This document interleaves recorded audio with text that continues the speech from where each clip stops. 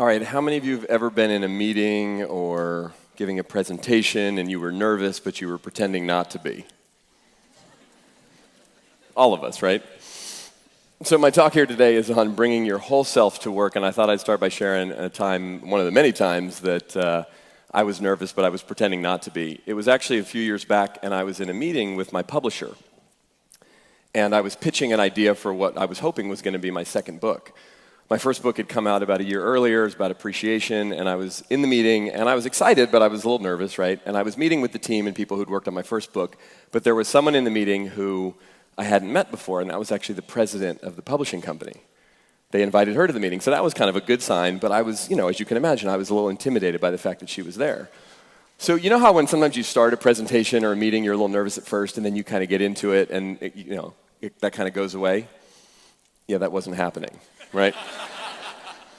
And I mean, it was like my stress was getting worse and worse, and it wasn't like I was completely, messing it up, but a few minutes in, I was just frustrated. I was sort of like fighting with myself. I was saying the things I wanted to say, but it just didn't feel right. So I stopped, and I looked right at the president. Her name's Deborah, and I said, Deborah, listen, it's an honor to meet you. I appreciate that you're here at the meeting, but I noticed that I'm feeling really nervous, and that I'm trying really hard to impress you. Can I stop doing that now and just be myself? And literally, as it was coming out of my mouth, the voice in my head was like saying to me, don't say that out loud. Right? And it sort of hung there in the air and I could look around the table and I could see people's faces were like, did he really just say that out loud?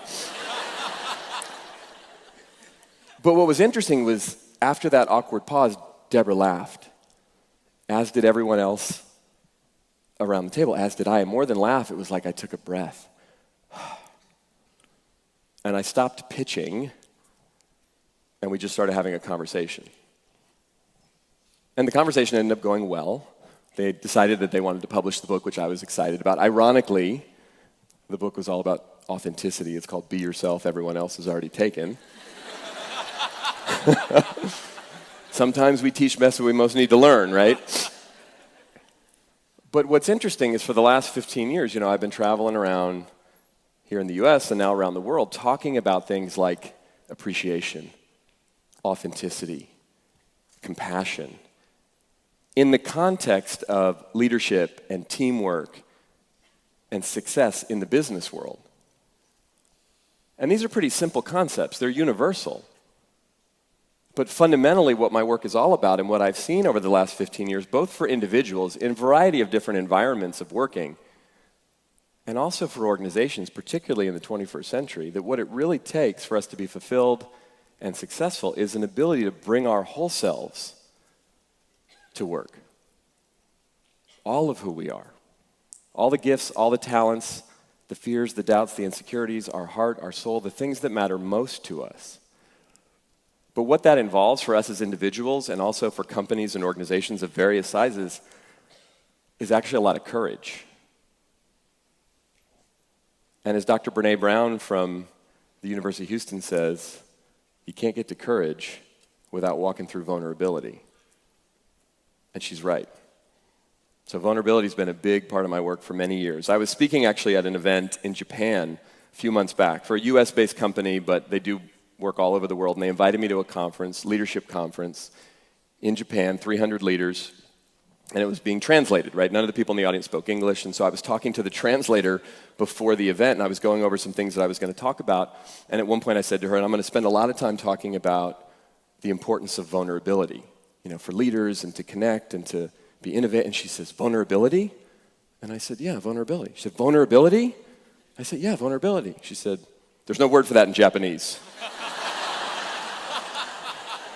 Now, I don't know much about Japanese, so I was like, really? She said, well, there is a word, but it's a bad word. I said, you mean like a swear word? And she said, no, it's just bad.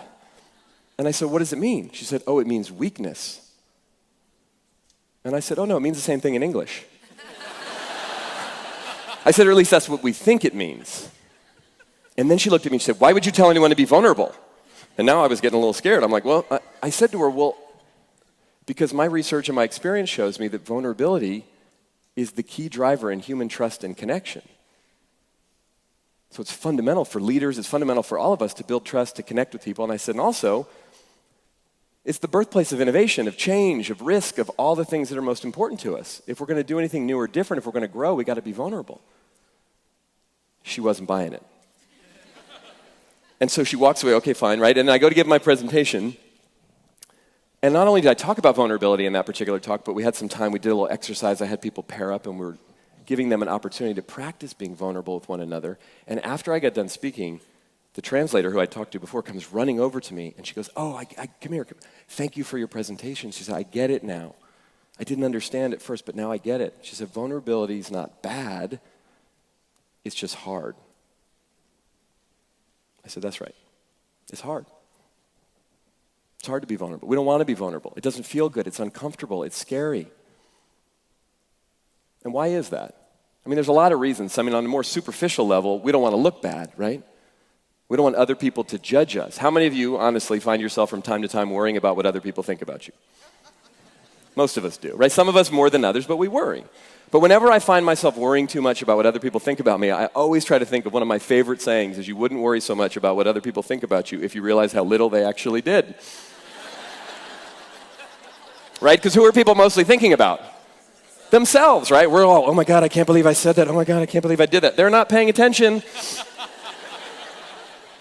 Not as much as we think. So that's kind of the more superficial reason, but at a deeper level, vulnerability is hard because we've all experienced pain in our life.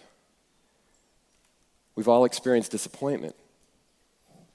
We've had our hearts broken. And not just personally, even in our professional lives, at school, in the things that we do, we've wanted things.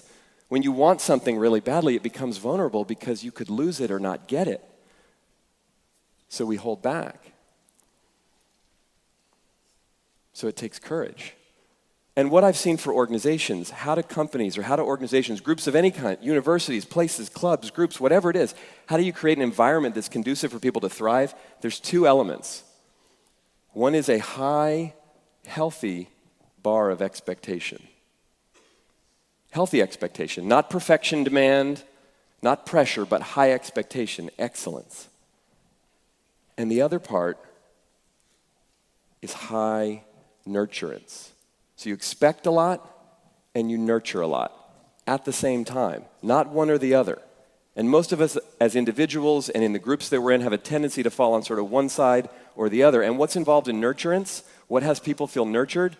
Being seen, being heard, being valued, being appreciated, not just for what they do, but for who they are.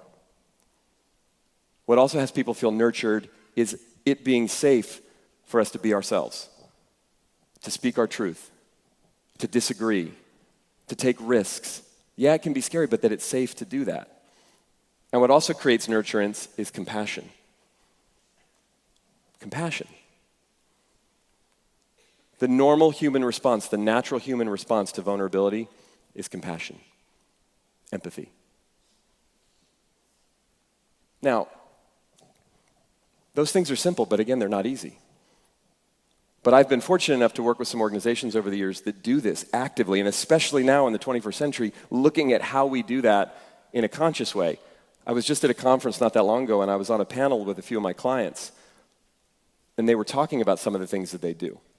Karen May, who's a vice president at Google and is in charge of all learning for the whole organization at Google, talked about how they at Google specifically focus on trying to create an environment where people can bring their whole selves to work. She actually said that exactly that way. And she said, what we try to do is create resources. We don't make it prescriptive, so anyone has to do X, Y, or Z, but we want people to feel safe that they can be themselves.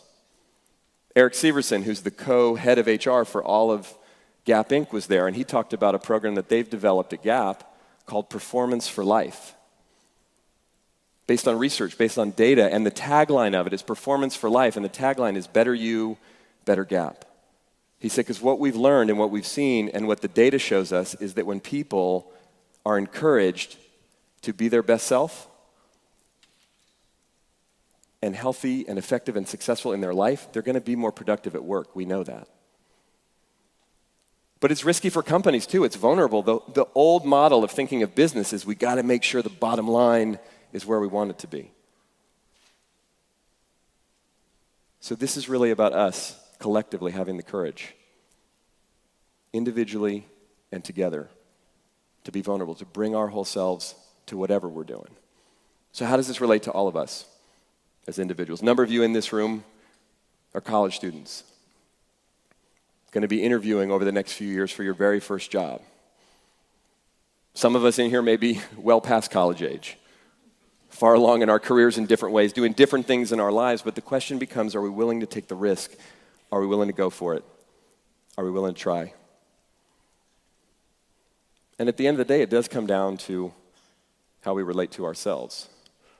And we can't really change the environment around us. You know, the most recent book that I wrote is called Nothing Changes Until You Do. So it's an internal process. And if you think about this for yourself, where are the places in your life? Where are the places in your work? Where are the situations, the circumstances, the conversations that you want to have, the risks you want to take? And where do you find yourself holding yourself back? And with compassion, can you challenge yourself to step beyond what might be safe, what might be comfortable? And I'll close with one final thought, because all this stuff makes sense, right? We get this. The question isn't whether we get it, the question is whether we practice it. And do we have the courage to do that?